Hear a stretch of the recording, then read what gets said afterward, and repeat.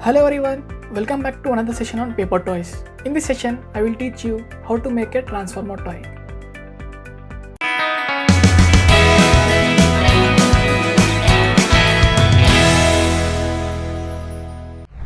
For this session, you will need 12 square papers of 10 x 10 cm and a glue. If you are ready with the material, so let's begin.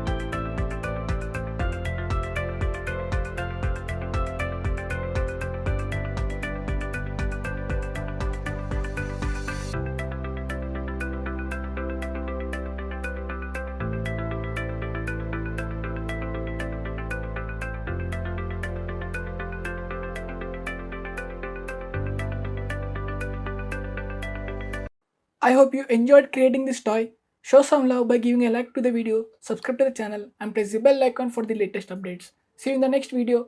Until then, take care. Bye.